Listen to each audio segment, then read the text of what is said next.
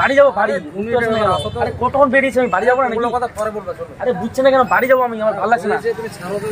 আমরা দাঁড়ালাম ক্যাফে সিটে আর ক্যাফে সিট এই দোকানটা আছে হচ্ছে একদম এই জায়গাটার নাম কি চিত্তরঞ্জন মার্কেট চিত্তরঞ্জন এই জায়গাটার নাম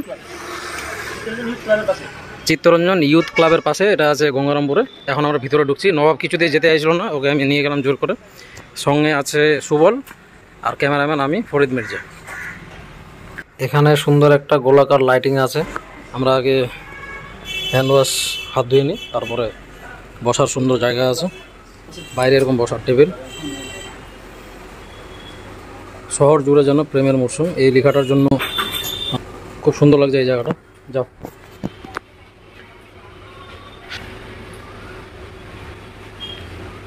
ভিতরে যাবে।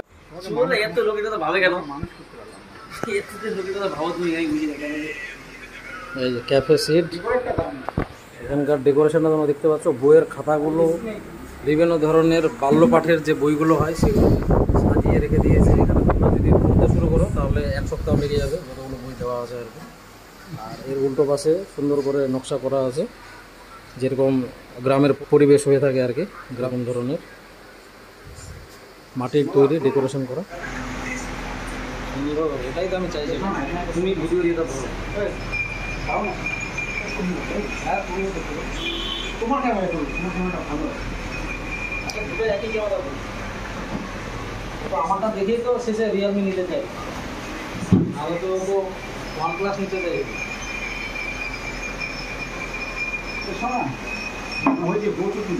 বাইরে বাইরে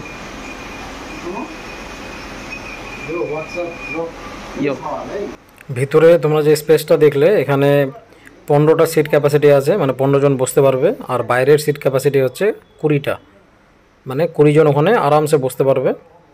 আর এই জায়গাটা সত্যি খুব ভালো লাগলো, ছোট জায়গা কিন্তু বেশ ভালো। আমরা ওখানে দুটো ড্রিঙ্ক অর্ডার করেছিলাম, একটা ছিল স্ট্রবেরি শেক আর একটা ছিল ফ্রুট পাঞ্চ। দুটোই জিনিস আমরা অর্ডার করার 10 মিনিটের মধ্যে পেয়ে গেলাম। এটা স্ট্রবেরি শেক, এটা হচ্ছে ফ্রুট পাঞ্চ। স্ট্রবেরি শেকটার ইয়েটা ঠিক আছে, এটা আবার অনেক কম মনে হচ্ছে। আমাদের খাওয়া দাওয়া হলো।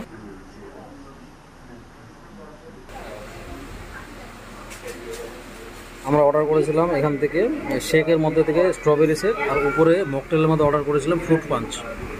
ককটেল যদি হতো তাহলে সেখানে অ্যালকোহল থাকতো, এটা শুধুমাত্র ফ্রুট দিয়ে তৈরি জিনিসগুলো। যেটা আমরা খেলাম আর কি, দারুণ ছিল, অসম, নতুন একটা ফ্লেভার ছিল।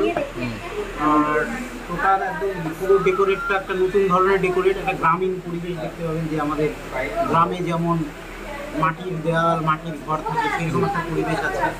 পাশে প্রচুর বই আছে পড়ার জন্য। তো তোমাকে কীরকম লাগলো? দারুণ লেগেছে, সাধারণ লেগেছে। আমি ফার্স্ট টাইম এসেছি গঙ্গারামপুরেই, এত সুন্দর ক্যাফে আছে আমি জানতাম না। আমার বাড়ি গঙ্গারামপুরেই, অথচ তোমার জানা ছিল না? আমার জানা ছিল না যে এত সুন্দর। এবং এখানকার যারা স্টাফ আছে তাদের ব্যবহারটাও খুব ভালো লাগলো। এখানকার পরিবেশটাও খুব ভালো, পরিবেশটাও ভালো এবং খাবার দাবার একদম পরিষ্কার পরিচ্ছন্ন। যে দুটো আইটেম আমরা অর্ডার করেছিলাম, এটা তোমাকে কেমন লাগলো? 10-এ কত পয়েন্ট দিবে? 10-এ আমি 9.5 দিতে বাধ্য হব, কারণ অসাধারণ, ফ্লেভারটাও ভালো ছিল, দারুণ টেস্টি। এটা ফলো করছি। গঙ্গারামপুরে যত রেস্টুরেন্ট আছে, এখানে টিনেজারদের সংখ্যা একটু বেশি আছে। যারা কাপল, হ্যাঁ, যারা টিনেজার, যারা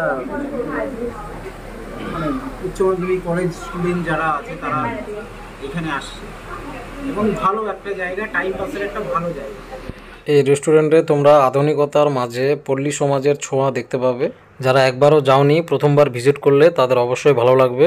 এরকম ধরনের ভিডিও পেতে চ্যানেলটিকে অবশ্যই ফলো করে রাখবে।